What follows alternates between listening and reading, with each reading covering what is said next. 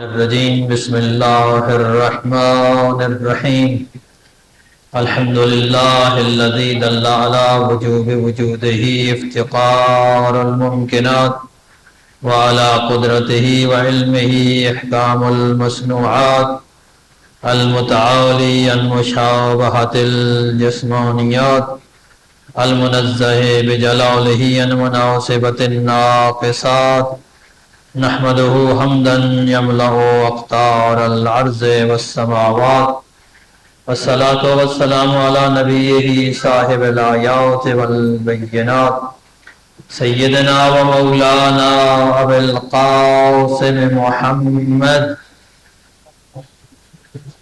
اللهم صل على محمد وعلى آله الهادين من الشبه والضلالات الذين أذهب الله عنهم الرجس وطهرهم تطهيرا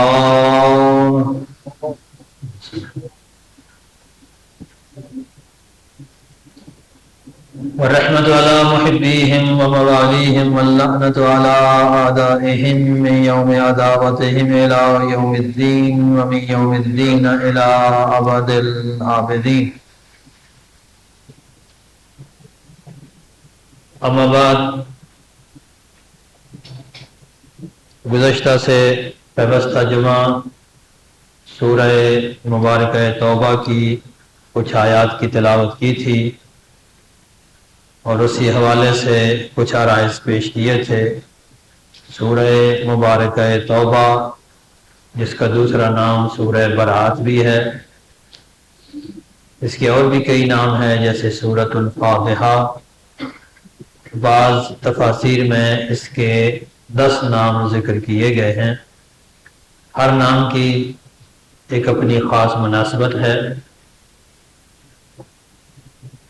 یہ آیت، یہ سورہ آغاز ہی براءت سے ہوتی ہے، براءۃ من اللہ ورسولہ الی الذین عاہدتم من المشرکین، اللہ اور اس کے رسول کی طرف سے اعلان بیزاری ہے ان مشرکوں کی طرف جن سے تمہارا معاہدہ تھا۔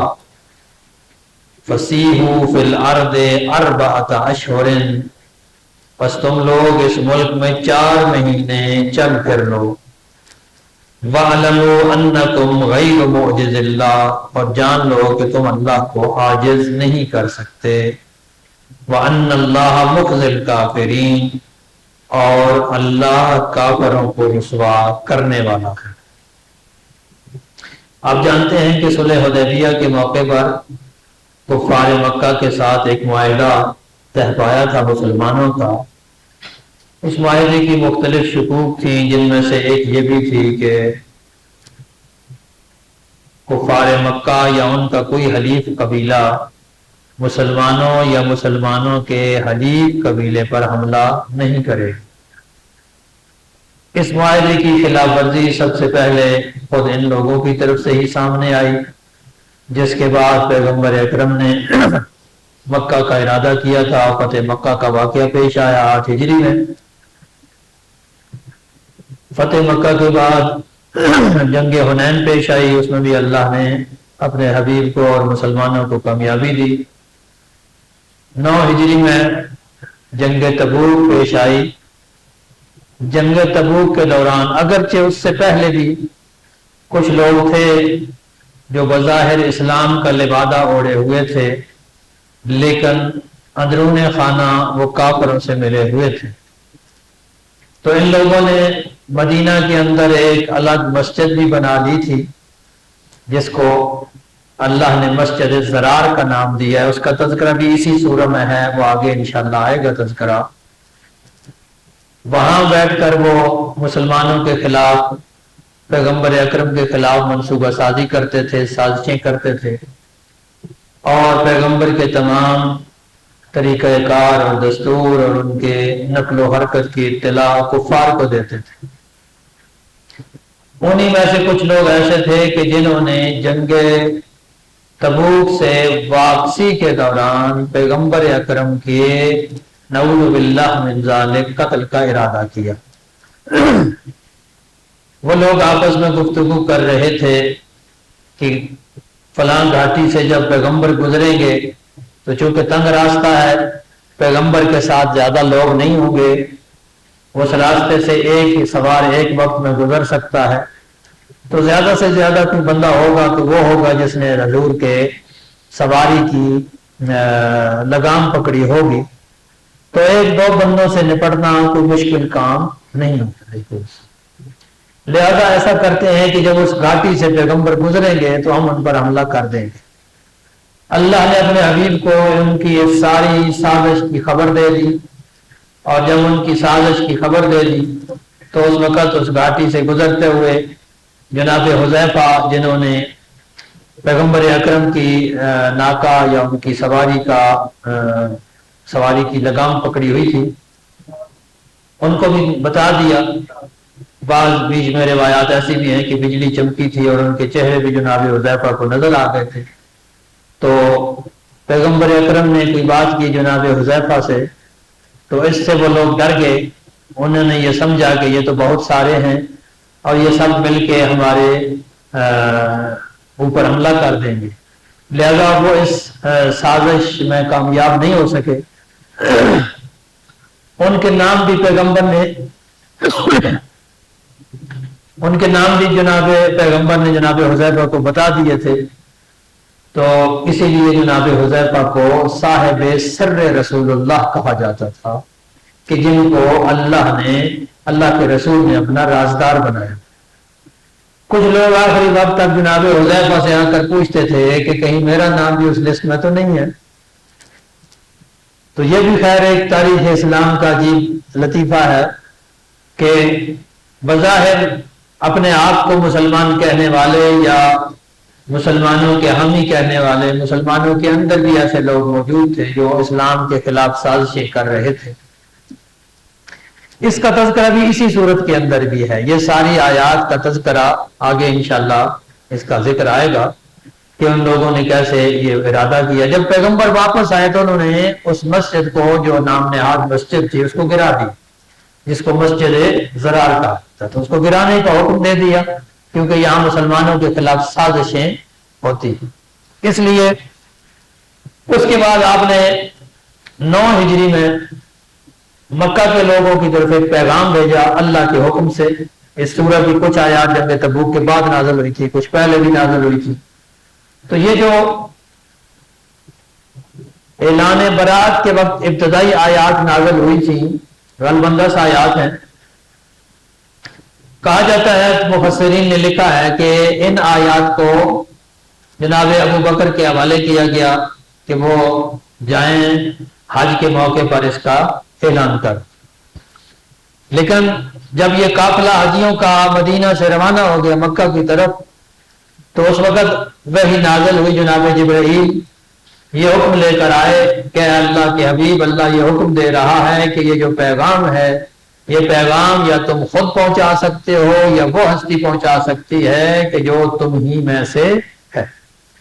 اس وقت آپ نے حضرت امیر المومنین علی ابن ابی طالب کو حکم دے کر بھیجا اور کہا کہ جا کر یہ چیزیں ان سے لے لیں اور آپ خود ان آیات کی میدان عرفہ میں تلاوت فرمائیں، تمام مشرکین کے سامنے بھی اور مسلمانوں کے سامنے۔ اچھا، اس کی وجہ یہ تھی کہ یہ بیک گراؤنڈ سمجھنا ضروری ہے، تب یہ آیات سمجھ آئیں گی کہ فتح مکہ کے بعد بھی مکہ کے ارد گرد جو رہنے والے مشرکین تھے وہ حج کے لیے آتے رہتے تھے، ابھی تک وہ حج کے لیے مکہ آتے تھے، کیونکہ کعبہ کو وہ بہرحال محترم سمجھتے تھے، اللہ کو ایک تو نہیں مانتے تھے، توحید کے قائل نہیں تھے، لیکن بہرحال کعبہ کا احترام کرتے تھے۔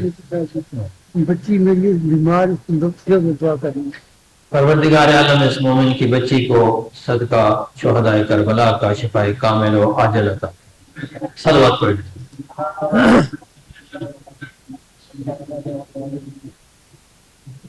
تو اب یہ کر رہا تھا کہ امیر المومنین کو یہ حکم ملا اور آپ نے جا کر ان آیات کی تلاوت کی، جیسا کہ تفاسیر میں ملتا ہے کہ یہ ان فضائل میں سے، امیر المومنین کے ان فضائل میں سے ہے جن پر خود بجا طور پر مولا کو بھی فخر تھا، اور دوسرے صحابی بھی یہ کہا کرتے تھے۔ غالباً سعد ابن ابی وقاص سے ایک روایت ہے کہ کہا کہ 4 اگر فضیلتیں جو علی کو ملی ان میں سے کوئی ایک بھی مجھے مل جاتی تو پورے عرب میں جتنے سرخ رنگ کے ناکے ہیں یعنی اونٹنیاں ہیں وہ ان سے میرے لیے یہ بہتر تھا. یا بعض روایات میں یہ الفاظ ہیں کہ دنیا و مافیہ سے میرے لیے بہتر ہوتا اگر ان 4 فضیلتوں میں سے ایک فضیلت مجھے مل جاتی جو علی کو ملی ہیں, اور ان میں سے ایک فضیلت یہی برات کے موقع پر امیر المومنین کا بھیجا جانا ہے. خیر, میں میدان عرفات میں امیر المومنین نے ان آیات کی تلاوت کی تو عرض یہ کر رہا تھا کہ ان کا بیک گراؤنڈ یہ ہے کہ فتح مکہ کے بعد بھی مشرکین کعبہ میں آتے رہتے تھے, چونکہ وہ بہرحال کعبہ کو محترم سمجھتے تھے. اور یہ بھی میں پہلے بھی بار عرض کر چکا ہوں کہ وہ خدا کو مانتے تھے, خدا کے منکر نہیں تھے. اکثر مشرکین خدا کے منکر نہیں تھے, خدا کے قائل تھے, لیکن خدا کے ساتھ اور خداؤں کو بھی مانتے تھے. حقیقی خدا کے ساتھ جو جعلی خداؤں نے بنا رکھے تھے, لات منات عزا وغیرہ, ان کو بھی کائنات میں مؤثر مانتے تھے کہ یہ بھی اثر انداز ہو سکتے ہیں کائنات میں, یہ بھی محتاج نہیں ہے اللہ کے, جب چاہیں یہ کائنات میں تصرف کر سکتے ہیں. لیکن ایسے لوگ بھی آتے رہتے تھے وہاں پر. اب ان لوگوں سے مکہ اور اس کے ارد گرد کی سرزمین کو پاک کرنا تھا, لہذا یہ پیغام بھیجا گیا جس پیغام میں یہ اعلان کیا گیا کہ اللہ اور اس کا رسول آج کے دن سے بری ہے مشرکین سے. اچھا, یہ جو مشرکین تھے ان کی بھی پھر 2-3 قسمیں تھیں. کچھ وہ تھے کہ جن کے ساتھ پیغمبر کا کوئی معاہدہ نہیں ہوا, کچھ وہ تھے کہ جن کے ساتھ پیغمبر کا معاہدہ ہوا تھا لیکن اس معاہدے کی کوئی مدت مقرر نہیں تھی, بس جنرلی یہ معاہدہ ہوا تھا کہ ایک دوسرے کے خلاف کسی کی مدد نہیں کریں گے, ایک دوسرے کے حلیف قبیلوں پر حملہ نہیں کریں گے, ایک دوسرے کی حدود کو تجاوز نہیں کریں گے. تیسرا گروہ وہ تھا کہ جس کے ساتھ مدت مقرر تھی کہ فلاں مدت تک ہم ایک دوسرے کے قبیلے پر حملہ نہیں کریں گے یا ان کے حلیفوں پر حملہ نہیں کریں گے. تو ان مختلف قسم کے گروہوں میں سے بعض وہ تھے کہ جو معاہدہ توڑ چکے تھے اور بعض وہ تھے کہ جنہوں نے معاہدہ نہیں توڑا. کچھ وہ لوگ جنہوں نے معاہدہ توڑا تھا ان کے لیے الگ پیغام ہے ان آیات میں, اور جنہوں نے معاہدہ نہیں توڑا ان کے لیے الگ پیغام. اس کے ساتھ ساتھ ایک عمومی پیغام بھی ہے, وہ میں آیات کا ترجمہ آپ کو پڑھ کے سناتا ہوں تو اس کے مطابق اس کی وضاحت ہوگی. اچھا, سب سے پہلے جو آیت ہے براءۃ من اللہ ورسولہ الی الذین عاہدتم من المشرکین, اللہ اور اس کے رسول کی طرف سے اعلان بیزاری ہے ان مشرکوں کی طرف سے جن سے تمہارا معاہدہ تھا. اب یہاں عمومی بات ہے, معاہدے کی مدت مقرر تھی یا نہیں تھی, بہرحال ان کے ساتھ معاہدہ تھا, اور ان میں سے یہ وہ انہی لوگوں کا تذکرہ ہے جو اس معاہدے کی خلاف ورزی کر چکے تھے. اگلی آیات میں تذکرہ آئے گا. ان کو یہ اعلان کیا جا رہا ہے کہ آپ اللہ اور اس کا رسول بری الذمہ ہیں, معاہدے کی خلاف ورزی تم لوگوں نے کی ہے, آج کے بعد سے اللہ اور اس کا رسول تم لوگوں سے بری الذمہ ہے, ہم بھی کسی معاہدے کے پابند نہیں. ان کو یہ کہا گیا کہ 4 مہینے کی تمہارے پاس مہلت ہے, فسیحوا فی الارض 4 اشہر, 4 مہینے تمہارے پاس مہلت ہے, تم اس ملک میں چلو پھرو. وَاعْلَمُوا أَنَّكُمْ غَيْرُ مُعْجِزِ اللَّهِ, اور جان لو کہ تم اللہ کو, اللہ کے مقابلے میں تم اتنی طاقت نہیں رکھتے ہو کہ اللہ کو عاجز کر سکو. وَأَنَّ اللَّهَ مُخْزِي الْكَافِرِينَ, اور یقیناً اللہ کافروں کو رسوا کرنے والا. یہ خطاب ہے ان لوگوں سے براءت کا, یہ خطاب ہے براءت کا ان لوگوں سے کہ جن کے ساتھ معاہدہ تھا اور انہوں نے اس معاہدے کوئی خلاف ورزی کی تھی. یہاں ایک اور بات بھی کر دوں, یہ جو یہاں پر براءت کی بات کی تھی نا, فروع دین میں بھی بچوں کو یاد کرایا جاتا ہے, فروع دین 10 ان میں سے ایک تولا اور ایک تبرہ ہے. یہ تولا تبرت نہیں ہے, اصل لفظ کیا ہے, تولی اور تبری ہے, لیکن مشہور ہو گیا تولا تبرہ. اس میں بھی یہ بات یاد رکھنی چاہیے کہ اللہ نے خود یہاں پر ہمیں بتایا ہے کہ براءت بھی ضروری ہے.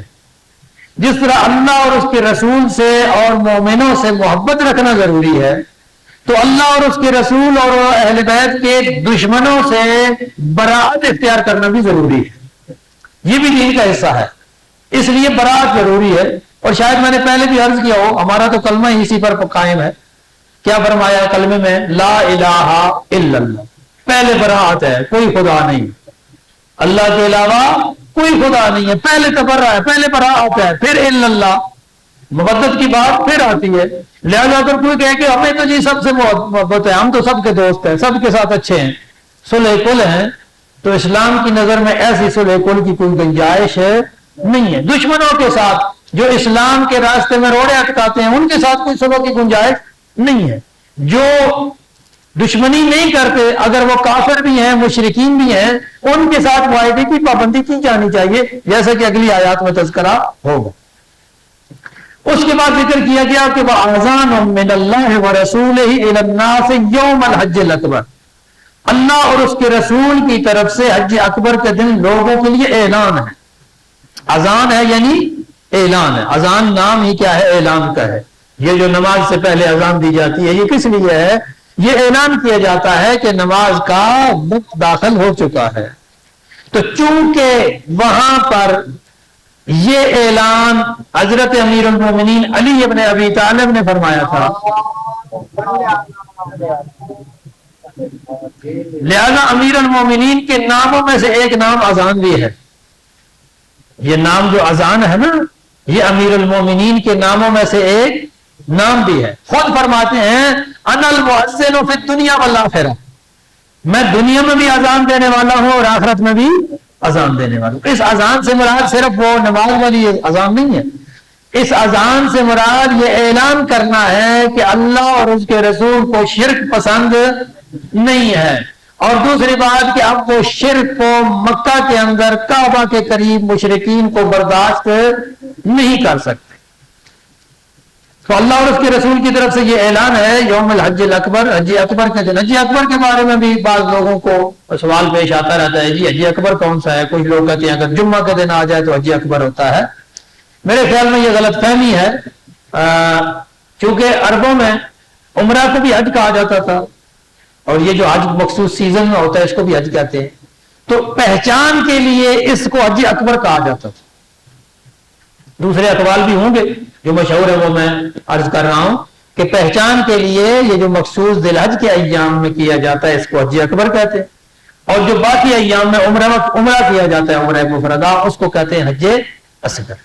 تو یہ حج اکبر کے دن چونکہ اس کا اعلان ہوا، جو ذی الحج کے مہینوں میں باقاعدہ اسلام سے پہلے بھی ادا کیا جاتا تھا کہ ان اللہ بری من المشرکین، اللہ بری ہے مشرکین سے، ورسولہ، اور اس کا رسول بھی بری ہے۔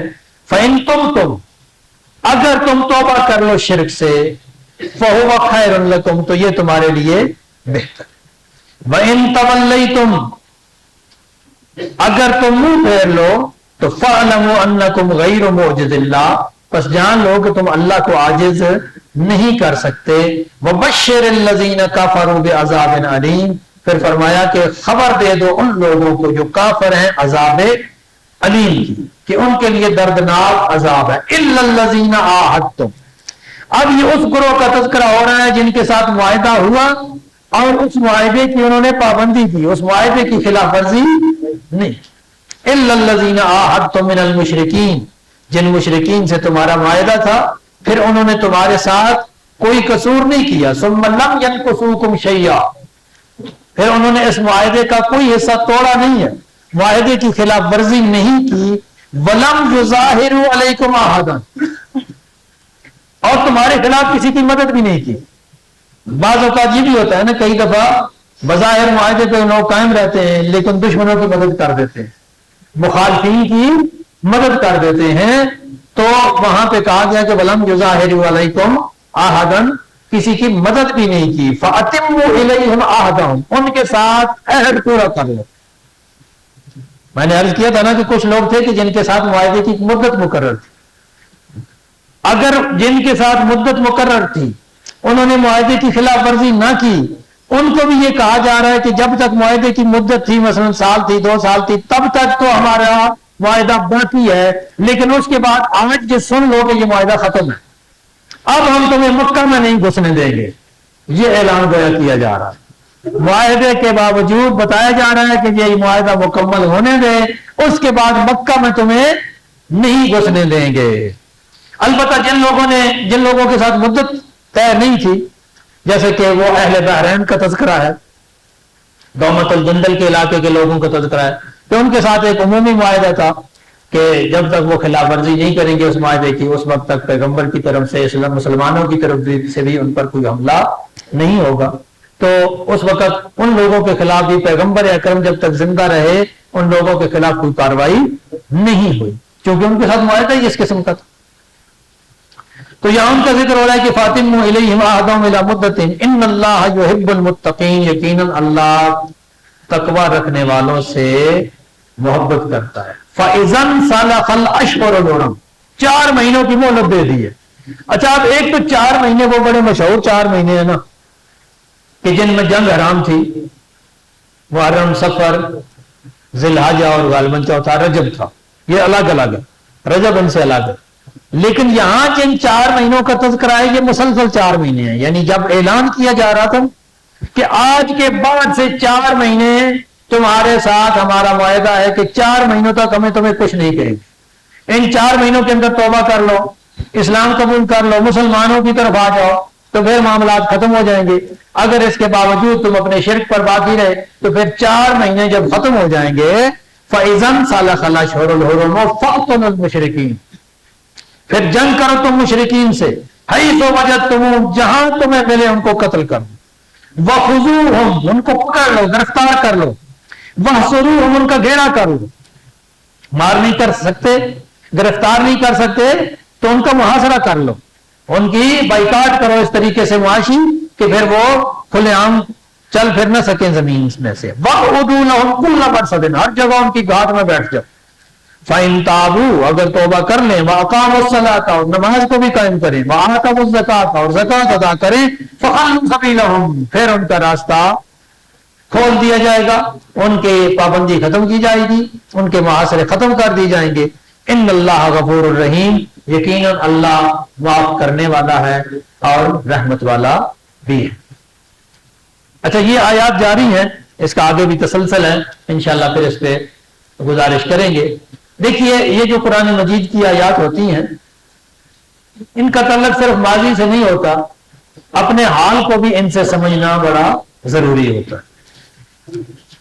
یعنی موجودہ زمانے میں سے بھی عالم کفر میں سے اگر کچھ ایسے ممالک ہیں جو مسلمانوں کے ساتھ جنگ نہیں کرتے تو ان کے ساتھ ہماری بھی کوئی جنگ نہیں، لیکن جو مسلمانوں کے اوپر حملہ آور ہوتے ہیں پھر عالم اسلام بھی ان کے ساتھ حالت جنگ میں ہونا چاہیے نا، اور پھر جو معاہدے کر کے پھر معاہدے سے بھی پھر جاتے ہیں۔ اب موجودہ صورتحال کو دیکھیں، ایران کے ساتھ امریکہ کا 2015 میں معاہدہ ہوا جوہری ٹیکنالوجی سے متعلق، کیونکہ ایران پہلے سے ہی اس بات کے جمہوری اسلامی ایران کے رہبر نے یہ حکم دیا تھا کہ ہم ایٹم بم نہیں بنائیں گے، پرامن مقاصد کے لیے ایٹمی ٹیکنالوجی حاصل کریں۔ اس معاہدے کے باوجود پھر بھی ایران کے اوپر حملہ کیا گیا، تو اس حملے کے بعد آپ خود سوچئے کہ پھر اس کا حکم کیا بنتا ہے؟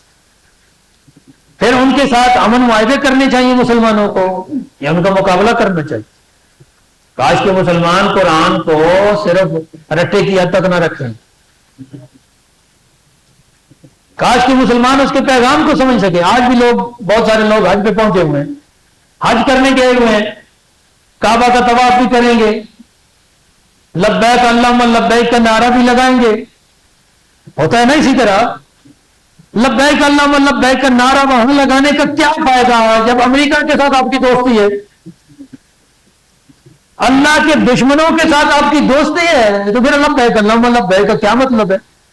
ابھی تھوڑی دیر پہلے میں نے کیا عرض کی کہ جب تک تبرہ نہ ہو تو اللہ کا بھی کوئی فائدہ نہیں ہے۔ اللہ خود کہہ رہا ہے بری ہے، بری ذمہ ہے اللہ۔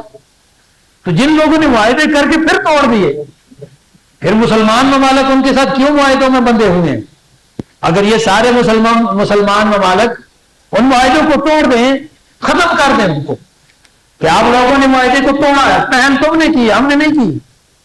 مسلمان کبھی جنگ میں پہل کرتا ہی نہیں ہے، اس کے باوجود ان کو پناہ دی جاتی ہے، ان کے ساتھ معاہدے باندھے جاتے۔ تو جو ممالک امریکہ اور اسرائیل کو اڈے فراہم کرتے ہیں ان ممالک کا حکم وہی ہے جو مسجد زرار کا ہے۔ جب میں نے تھوڑی دیر پہلے عرض کیا تھا نا کہ جنگ تبوک سے پہلے جنگ تبوک سے واپسی پر پیغمبر اسلام نے کیا کیا تھا؟ اس مسجد زرار کو گرانے کا حکم دیا تھا کہ جہاں پہ بیٹھ کر مسلمانوں کے خلاف سازشیں کی جاتی تھی اور جہاں سے پیغام بھیجے جاتے تھے کفار مکہ کو پیغمبر اسلام کی نقل و حرکت کی خبر دی جاتی تھی، تو اس کو باوجود اس کے کہ اس کا نام مسجد رکھا ہوا تھا انہوں نے، تو پروردگار عالم نے اللہ نے پیغمبر کو یہ حکم دیا کہ یہ مسجد نہیں، یہ مسجد زرار ہے۔ زرار یعنی جو تکلیف دہ ہے، جو اذیت ناک ہے، جو باعث تکلیف ہے، جو باعث ضرر ہے، اس لیے اس کا نام رکھا زرار۔ ہمارے یہاں کہتے ہیں جی ایران نے UAE پہ کیوں حملہ کیا جی، امارات پہ کیوں حملہ کیا جی، فلاں جگہ پہ کیوں حملہ کیا، تو وہ باتیں کرنے سے پہلے قرآن مجید پڑھ لیجیے کہ جو جگہ کفار کو اطلاعات یا معلومات فراہم کرنے کے لیے بنائی جاتی ہے یا جہاں کفار کے اڈے بنتے ہیں، اس جگہ کیا کوئی تقدس نہیں ہے، وہ بے شک کسی اسلامی ملک میں ہی کیوں نہ ہو، وہ قابل احترام نہیں ہے، اس پر حملہ کرنا ایران کا حق ہے، اور یہ وہ حق ہے جو پروردگار عالم دے گا کہ جو بھی آپ کے خلاف سازش کرتا ہے اس کو راستے سے ہٹا دو، کیونکہ جب تک سازشیوں کو ختم نہیں کیا جائے گا اس وقت تک کامیابی ملنا مشکل ہے۔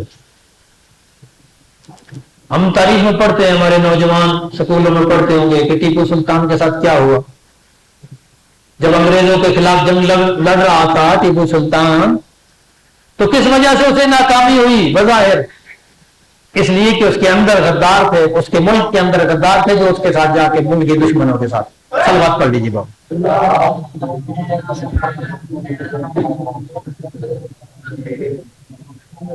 سراج الدولہ کو کیوں شکست ہوئی؟ اس لیے کہ وہاں پر بھی ایسے لوگ تھے جو دشمنوں سے ملے ہوئے تھے۔